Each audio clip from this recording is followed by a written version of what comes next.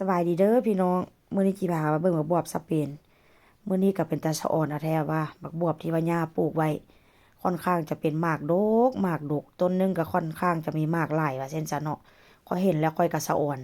แต่ว่าข้อยบ่สะอ่อนหยังหลายแหละข้อยมาสะอ่อนสะอ่อนดอกมันดอกนี่ก็หลายข้อยเห็นแล้วข้อยก็อยากหักแบบว่าเอาไปเฮ็ดแกงคิดอยากแกงหน่อไม้ขึ้นมาทันทีเลยเพราะว่าเห็นดอกมันว่าเช่นซะ ตอนแรกก็ว่าสิเอาอยู่ดอกแต่คิดไปคิดมาย่าพาว่าเนี่ยอย่าฟ้าวเอามันเด้อให้มันเป็นหมากหลายๆก่อนเพราะว่าตอนแรกนี่มันก็จะเป็นหมากหลังจากนั้นมันก็จะห้วยลงเนาะห้วยลงแล้วมันก็จะเป็นแบบว่าบ่ค่อยเป็นหมากนะย่าก็เลยบอกว่าเอาไว้เก็บแบบว่าตอนที่แบบว่ามันห้วยเพราะว่าตอนมันห้วยมันจะเป็นแ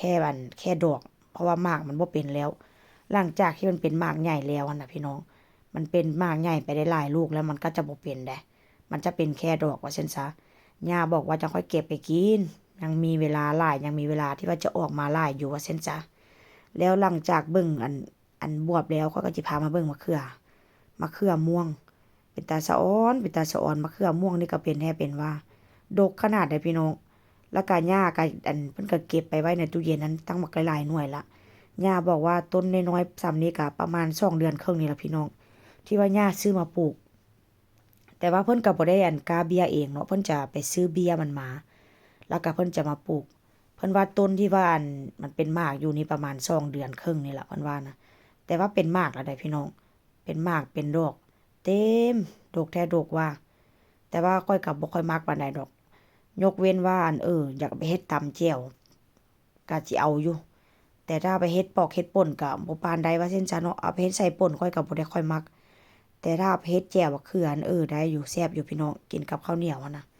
แต่ว่าความว่ามันสะอ่อนว่าเช่นซะเนาะเห็นบ่ต้นก็บ่ได้ใหญ่เลยต้นก็ต้นเตี้ยๆน้อยๆว่าเช่นซะ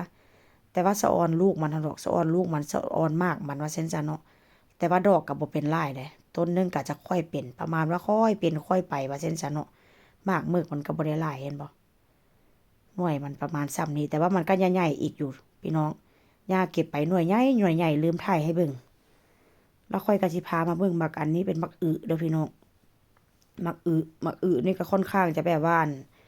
ต้นใหญ่ยอดใหญ่ก่อนมักบวบว่าเช่นซะเริ่มเป็นมากแล้วเห็นบ่ต้นมันก็เป็นต้นใหญ่อยู่แต่ว่ากับต้นก็แบบว่าบ่ได้แบบว่าบ่ได้สูงบ่ได้ยาวหลายพี่น้องเพราะว่าหญ้าปลูกนี่เห็นบ่ประมาณนี้แหละ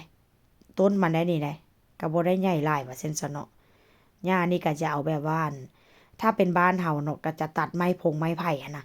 มาเฮ็ดค้างมันแต่ว่าอยู่ทางนี้ก็จะเอาเหล็กเด้อพี่น้องเอาความสะดวกสบายใช้ได้หลายเทื่อบ่ต้องไปหาหลายรอบว่าเช่นซะ